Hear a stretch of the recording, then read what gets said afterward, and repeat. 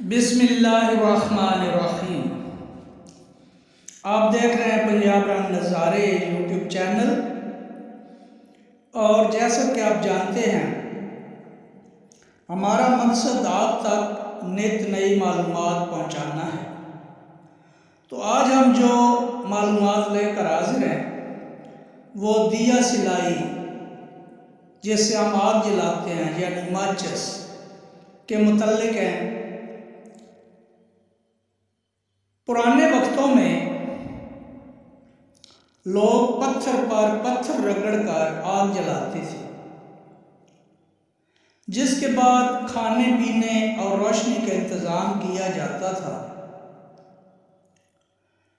उस वक्त कोई भी ऐसी चीज़ ईजाद नहीं हुई थी जिसके ज़रिए से आसानी के साथ आग जलाई जा सके। फिर एक बरतानवी दवासाज कंपनी में एक वाक़या पेश आने से इत्तफ़ाक़न दिया सिलाई ईजाद हो गई। ये वाक़या 1826 ईस्वी में पेश आया। हुआ कुछ यूँ कि अद्वियात साज जॉन वॉकर कुछ केमियाई मादों को मिक्स कर रहे थे यानी मिला रहे थे, और जिस स्टिक या तीली से केमियाई मादों को मिला रहे थे उस तीली के सिरे पर एक सूखा हुआ गोला सा बन गया। उन्होंने गैर इरादी तौर पर तीली के सिरे को रगड़कर सूखा हुआ मादा उतारना चाहा, लेकिन तीली रगड़ने से एकदम आग भड़क उठी और इस तरह इत्तफ़ाक़न और हैरत अंगेज तौर पर दिया सिलाई की ईजाद हो गई।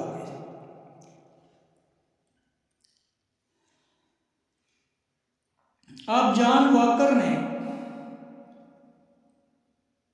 इसका नाम फ्रिक्शन लाइट्स रखा और तीलियों की लंबाई 3 इंच रखी, और जो डिबिया बनाई गई उसकी एक तरफ तीली रगड़ने के लिए रेगमाल लगाया गया। फिर कुछ अर्सा बाद सैमुअल जोन्स ने माचिस की नकल बनाई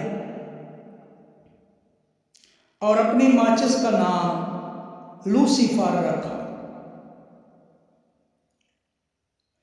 इसके बाद 1805 ईस्वी में फ्रांसीसी साइंसदान यान चैनियल ने माचिस की तीलियों के सिरे पर शक्कर और पोटाशियम क्लोरेट लगाया और इस सिरे को मुर्तकिज़ सल्फ्यूरिक तेज़ाब में डुबोकर जलाया जाता था, और इस दिया सिलाई को जलाना काफ़ी ख़तरनाक था। आजकल माचिस सुर्ख फास्फोरस से तैयार की जाती है। सुर्ख फास्फोरस जहरीली नहीं होती। इसे जॉन एडवर्ड लैंडस्ट्रॉम ने